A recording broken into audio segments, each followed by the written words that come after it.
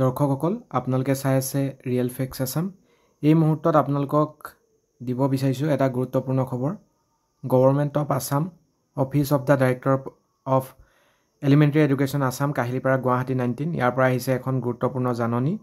আৰু জাননীখন কোৱা হৈছে যে this is for information of the following candidates marks as PDV withheld and PDV and নায়চ withheld in the remarks column of the second provisional result published on 25/10/2025 for the post of regular teacher lower primary and upper primary under DW Assam against advertisement A number E 383723-117 dated 26/12/2023 and advertisement B number E 383723/124 dated 26/12/2023 that they shall visit with all supporting documents for verification of their credentials as follows.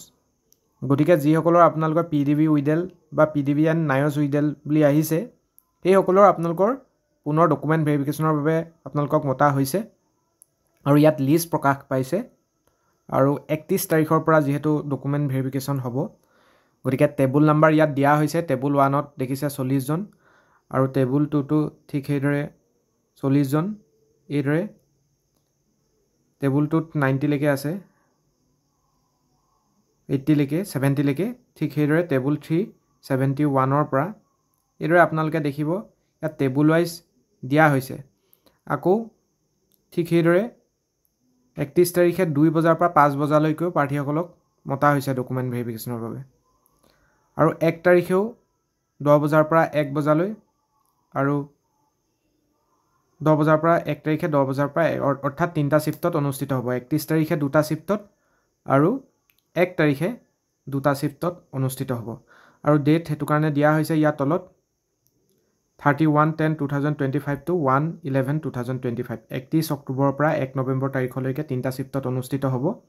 আৰু টাইমটো 10 AM to 5 PM দিয়া হৈছে। আৰু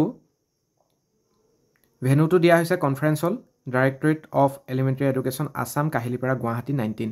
total 396 গৰাকী প্ৰাৰ্থীক document ভেৰিফিকেশ্যনৰ বাবে মতা হৈছে। দ্য কেণ্ডিডেটছৰ of the candidates who fail to attend the said document verification will be cancel for it without assigning any reason thereof. গতিকে আপোনালোকে ডকুমেণ্ট ভেৰিফিকেশ্যনলৈ নগ'লে কেঞ্চেল হৈ যাব পাৰে। আৰু the candidates who are kept withheld on other grounds cited withheld and GT/PGT withheld need not attend the verification.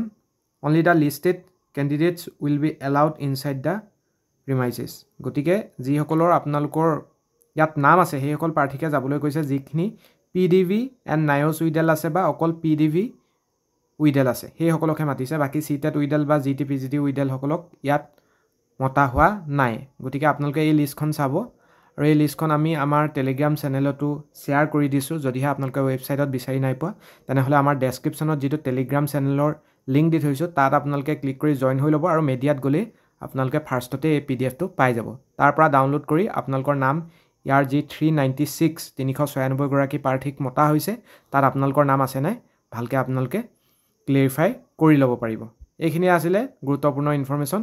এনেধৰণে আপোনালোকে বহুতো প্ৰাৰ্থীয়ে সুধি আছে যে ADR PH কেণ্ডিডেটসকলক কেতিয়া মতা হ'ব। আপোনালোকৰ বাতৰি কাকত বা আপোনালোকৰ ৱেবছাইটত আপোনালোকে পাই যাব।